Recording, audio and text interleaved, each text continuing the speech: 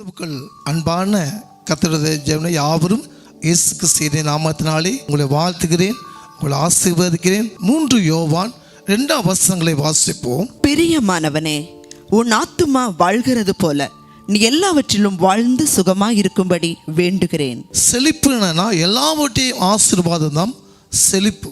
ஒவ்வொரு மனுஷனையும் கர்த்தர் சுகத்தோடும் பலத்தோடும் இருக்கதான் கர்த்தருடைய பிரியமான காரியம். நம் ஆத்துமாவை கொடுத்து தேவன் மிகுந்த ஒரு பாரப்பட்டிருக்கிறார். ஒரு மண்ணிலே உருவாக்கப்பட்டு அது ஜீவ சுவாசத்தை உருவாக்கப்பட்டது அந்த ஆத்துமா.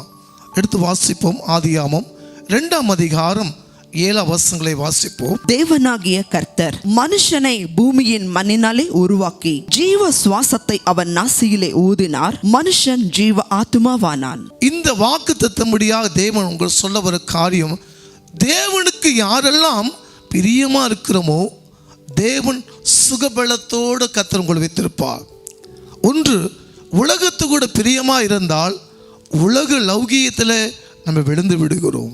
தேவனுடைய சத்தியத்தைப்படி நம்ம நடக்கும்போது அது அழகாக சொல்கிறார், பிரியமானவனே உன்னுடைய ஆத்துமா வாழ்வது போல் எல்லாவற்றையும் வாழ்ந்து நீ சுகமா இருக்கும்படியாக நான் வேண்டுகிறேன். இன்னைக்கு ஏன் செழிப்பில்லாமல் இருக்கிறோம், தேவனுடைய ஆசீர்வாதம் இருக்காத காரணம், முதல்ல நம்ம எங்க இருக்கோன்னு பார்க்கப்பட வேண்டும். இவ்வளோ பெரிய ஆசீர்வாதத்தை நம்ம கெடுக்கிற காரணம், முதல்ல நம்ம எங்கே வேலை செய்கிறோம், நம்ம நண்பர்கள் எப்படி, என் கூட இருக்க சிநேகிதன் எப்படி ஆராய்ந்து பாருங்கள். அநேக பெற்றோர் என்று சொல்வது உண்டு, என் பையன் நல்லா இருக்கான் பாஸ்டர், என் பையனை இன்னொருத்தர் அவன் தப்பான பாதையில் கொண்டு போகிறாங்க, என் மகள் நல்லா இருக்கிறா ஆனாலும் என் மகளை என்ன செய்கிறாங்க, சில உலகத்தை கொடுத்து அவ கெடுத்து விடுகிறாங்க. இந்த உலகத்தில் ஒரே ஒரு ஆத்துமா, இந்த ஆத்துமாவை கொடுத்து தான் கர்த்தர் மிகுந்த பாரம் வைத்திருக்கிறார். அப்போ இந்த ஆத்துமா எல்லாவற்றையும் வாழ்ந்து சுகமாக இருக்கும்படியாக ஆண்டவர் ஆசீர்வாதம் கொடுக்குறார். ஆனால் நம்ம என்ன செய்கிறோன்னா, சுயத்தில் நம்ம என்ன பண்ணுறோம், உலக லௌகியில் நம்ம விழுந்து போகிறோம். ஒரு மனுஷன் தன்னுடைய சொந்த குடும்பத்தினால தன் சகோதரனால என்ன செய்தார்னா, புறம்ப தள்ளி தன் தேசத்தை விட்டு 20 வெள்ளிக்காசுக்காக ஒரு அடிமைத்தனத்திற்காக எகிப்தில் போய் அவர் வித்து போட்டார். அவர் தான் யோசேப்பு. தாயுடைய அன்பு கிடையாது, தகப்பனுடைய அன்பு இல்லை, சகோதரனுடைய அன்பு கிடையாது.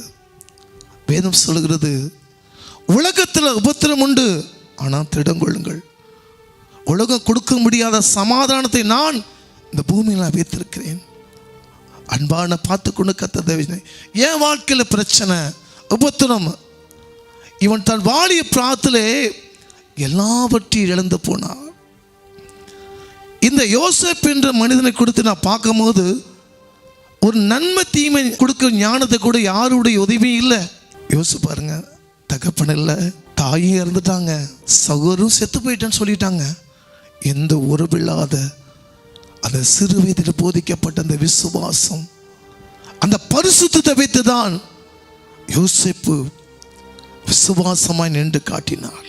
வேலையில் போன உடனே எஜமானியுடைய அம்மா ஒரு தவறு செய்த கூப்பிட்டார்கள்.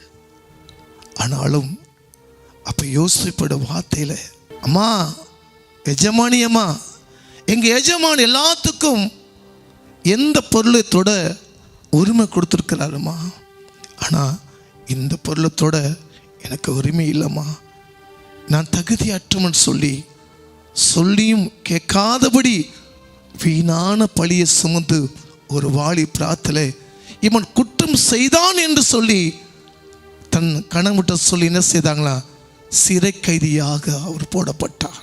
அவன் உண்மையாக வாழ்ந்தாலும் யோசிப்பு சமுதாயம் தவறு செய்ய வைக்குது. ஆனால் தவறு செய்யாதபடி யோசேப்பு தன் பரிசுத்தத்தை தேவன் நான் செய்கிறதை அறிந்திருக்கிறான் சொல்லி விசுவாசத்திலே அவன் கடந்து போனான். அந்த சிறை கைதியிலும் யோசேப்பு உண்மை இறந்தான். இந்த வசனம் அநேகருக்கு தெரியும். கொஞ்சத்திலே உண்மைகளும் அநேகருக்கு அதிபதி ஆவான். எகிப்திலே மிகப்பெரிய மந்திரியாக மாற்றப்பட்டார். அவன் ஒழுக்கத்தை பார்த்து அந்த மந்திரி அந்த ராஜா செய்திருந்தீங்களா, அவனுக்கு முத்திரை மோதிரை கொடுத்தாய். எடுத்து வாசிப்போம். ஆதியாகமம் 41 அதிகாரம் 42, 43 வசனங்களை வாசிப்போம். பார்வோன் தன் கையில் போட்டிருந்த தன் முத்திரை மோதிரத்தை கலற்றி அதை யோசேப்பின் கையிலே போட்டு மெல்லிய வஸ்திரங்களை அவனுக்கு உடுத்தி பொன் சரப்பணியை அவன் கழுத்திலே தரித்து தன்னுடைய 2ஆம் ரதத்தின் மேல் அவனை ஏற்றி தெண்டனிட்டு பணியுங்கள் என்று அவனுக்கு முன்பாக கூறுவித்து எகிப்து தேசம் முழுமைக்கும் அவனை அதிகாரியாக்கினான். கொஞ்சத்திலே உண்மையில் அவனுக்கு அநேக அதிபதியாக ஆக்குவேன். ஒரு அடிமைத்தனமாக சாப்பாடு கிடைக்குமா வந்த நிலைமையில கோதுமையை, உணவு தானியத்தை பங்கிடும்படியாக மிகப்பெரிய ஒரு பொறுப்பு கொடுக்கிறார். அந்த தேசத்தில் பஞ்சம் வரும்போது தன்னுடைய சகோதரர்கள்லாம் தேடி வந்தாங்க. எதெல்லாம் முன்னேறக்கூடாதுன்னு சொல்லி அவனுக்கு விரோதமாக எழும்பினாங்களோ, கர்த்தர் யோசேப்போடு இருந்தார். அவனை உயர்ந்த ஸ்தானத்தில் வச்சா.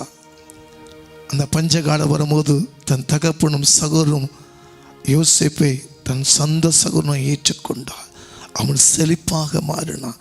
ராஜாவுடைய தன் மோதிரத்தை கழற்றி ஒரு அடிமையான எகிப்து அடிமையான ஒரு மனுஷன் உண்மையாய் நடந்து கர்த்தர் யோசேப்போடு இருந்ததுனால் யோசேப்பு எப்பெல்லாம் தவறு செய்யும் போதுனா யோசேப்புடைய கண்கள் கர்த்தர் மேல நோக்கமாயிருந்தது.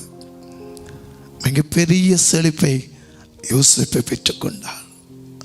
கர்த்தருடைய தேவச்சனமே, உங்கள் வாழ்க்கையில் உங்களை பொறுமை தள்ளுறாங்களா, உங்களை கைவிடுறாங்களா, பயப்படாதீங்க. அழைச்ச தேவன் உண்மையுள்ள தேவன். இந்த உலகத்தில் இயேசு இருக்கிற வைக்கும் உன்னை யாரு நீ அனாதல. வேதம் சொல்லு, நான் உன்னை திக்கற்றாக விடேன் என்று வேதம் சொல்லுகிறது.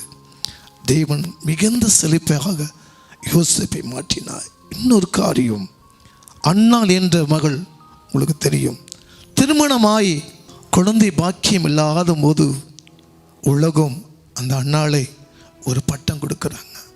இவள் மலடி, பெண்களுக்கு லாக்கில்லாதவன் என்று சொல்லி சமுதாயத்தில் எவ்வளோ ஒதுக்குறாங்க. இந்த மகள் என்ன செய்கிறார்கள் என்றால், மிகுந்த வேதனையோடு ஒரு குழந்தை பாக்கியம் என்று சொல்லி இன்னொரு திருமணத்தை அந்த அன்னாள் பண்ணி வைக்கிறார்கள். அந்த திருமணம் பண்ணவுடனே அவங்க அழகான குழந்தை பிறந்தது. அந்த குழந்தை பிறந்ததுக்கப்புறம் அன்னாளை அநேக பரியாசம் பண்ணி ஒதுக்கப்பட்டாள். வேதம் சொல்ல, உலகம் ஒரு நாள் உங்களை பகைக்கும், உலகம் ஒரு நாள் உங்களை கைவிடும். தகப்பன் ஒரு நாள், தாய் ஒரு நாள் கைவிடலாம், கர்த்தர் ஒருபோதும் கைவிடாத தேவன். அன்னாளோடு மிகுந்த வேதனையோடு, ஏன் என் வாழ்க்கையில் எப்படி ஒரு சாபம், தன் கணவன்கிட்ட போய் அழுகல, தன் பெத்த தாய் தப்படி அழுகல, இன்னொரு திருமணம் பண்ண சகோதரி அழுகல, நேராக அந்த சகோதரி வந்தாள்.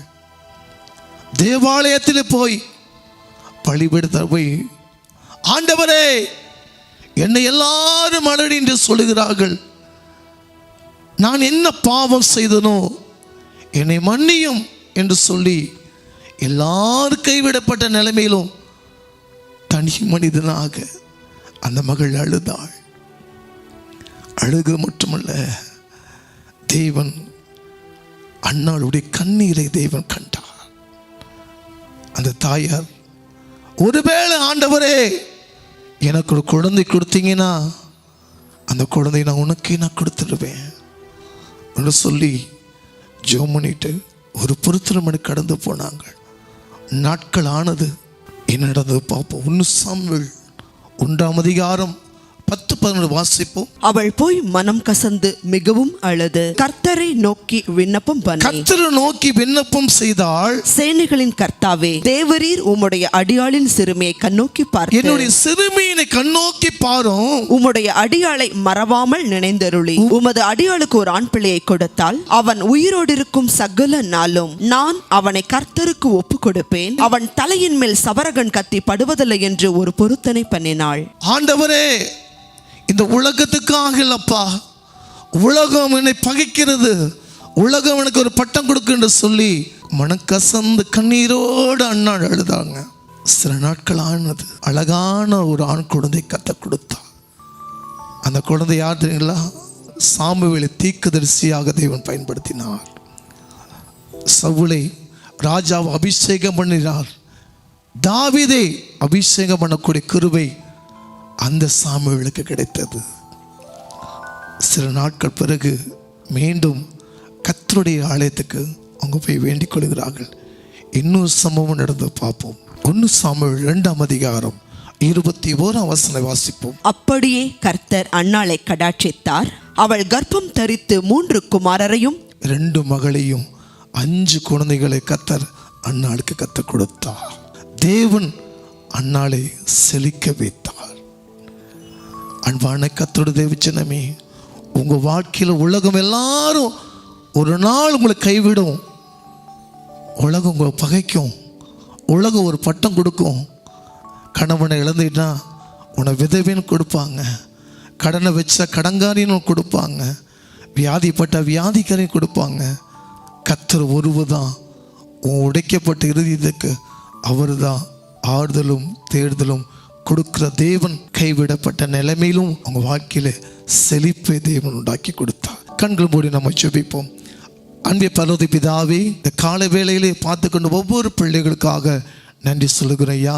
என் வாழ்க்கையில எல்லாமே முடிஞ்சு போச்சு, என் வாழ்க்கை துக்கத்தோடு இருக்கு என்று சொல்லி கைவிடப்பட்ட நிலைமையில எனக்கு தகப்பன் இருந்தும் தாய் இல்லாமல் அனாதை இருக்குன்னு சொல்லி யாரெல்லாம் இது பார்த்து கொண்டிருக்காங்களோ அவங்க வாழ்க்கையில கர்த்தர் யோசிப்படைய வாழ்க்கையில செழிப்பு கொடுத்த கர்த்தர், அதே மாதிரி யாரெல்லாம் முழங்காலப்படி ஜெபித்து கொண்டிருக்காங்களோ செழிக்க தேவன் செய்யும்படி நாங்கள் ஜெபிக்கிறோம், ஆசீர்வதிக்கிறோம்.